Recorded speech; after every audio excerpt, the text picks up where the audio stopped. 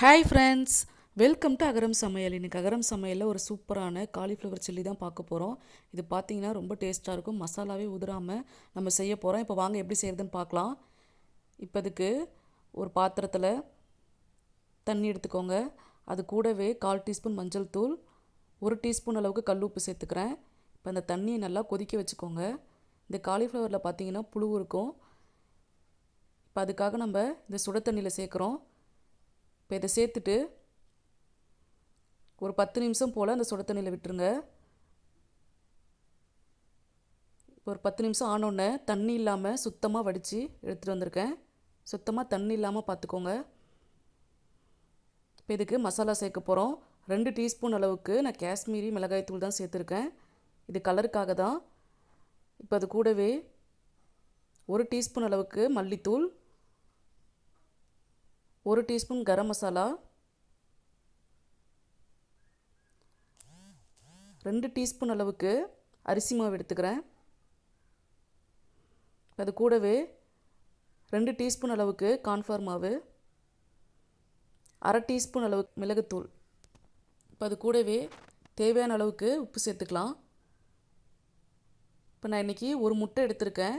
இது ஆப்ஷனல் தான். உங்களுக்கு முட்டை ஸ்மெல் பிடிக்கலன்னா நீங்கள் இதை அவாய்ட் பண்ணிடுங்க. இப்போ இந்த முட்டை சேர்த்துட்டு நல்லா பெசரி எடுத்துக்கோங்க. இந்த மாதிரி முட்டை சேர்க்கும் போது உள்ளே நல்லா சாஃப்டாக, வெளியே நல்லா கிறிஸ்பியாக இருக்கும். இப்போ இதை சேர்த்துட்டு நல்லா கிளறி எடுத்துக்கோங்க. இப்போ பாருங்கள், ஓரளவுக்கு நல்லா பிரட்டியாச்சு. இப்போ இதில் பார்த்தீங்கன்னா இஞ்சி பூண்டு விழுது மசாலா சேர்க்கும் போதே மறந்துட்டேன். இப்போ அது கூடவே இப்போ 1 டீஸ்பூன் அளவுக்கு இஞ்சி பூண்டு விழுது சேர்த்துக்கிறேன். இப்போ இதை சேர்த்துட்டு நல்லா பெசரி எடுத்து வச்சுக்கோங்க. இப்போ இது உடனேவும் பொரிக்கலாம், இல்லை ஒரு மணி நேரம் விட்டு நம்ம பொரித்தோன்னா மசாலாலாம் நல்லா உள்ளே இறங்கி சூப்பராக இருக்கும். இப்போ பாருங்கள், 1 மணி நேரம் ஆயிடுச்சு. இப்போ நம்ம இதை பொரித்து எடுக்க போகிறோம். இப்போ ஒரு வடை சட்டியில் பொரிக்கிறதுக்கு தேவையான அளவுக்கு எண்ணெய் சேர்த்துக்கலாம். எண்ணெய் சூடானதும் இப்போ இதை கொஞ்சம் கொஞ்சமாக சேர்த்துக்கலாம். இப்போ இதை சேர்த்துட்டு ஒரு 5 நிமிஷம் போல் மிதமான தீயில் வச்சு பொரிச்சுக்கோங்க. இதை நல்லா கிளறி விட்டுக்கோங்க. இப்போ பாருங்கள், ஓரளவுக்கு நல்லா வெந்துருச்சு. இப்போ இதை அப்படியே எடுத்து ஒரு பிளேட்டுக்கு மாற்றிடலாம்.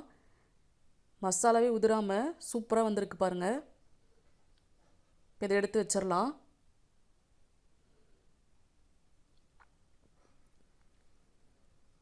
இது பார்த்தீங்கன்னா சாம்பார் சாதம், தயிர் சாதம், ரசம் சாதம், இது எல்லாத்துக்குமே பார்த்திங்கன்னா ரொம்ப நல்லாயிருக்கும். ஸ்கூலுக்கு லஞ்ச் பாக்ஸ் கொடுத்து விடும் போதெல்லாம் இந்த மாதிரி பொரித்து கொடுத்திங்கன்னா குழந்தைங்க நல்லா விரும்பி சாப்பிடுவாங்க. இப்போ இதை மீதி இருக்கிறதையும் எடுத்து பொரித்து எடுத்து வச்சிடலாம். இப்போ இதை சேர்த்துட்டு நல்லா கிளறி விட்டுக்கோங்க. இப்போ இது கூடவே 2 கொத்து கருவேப்பிலை நான் சேர்த்துக்கிறேன்.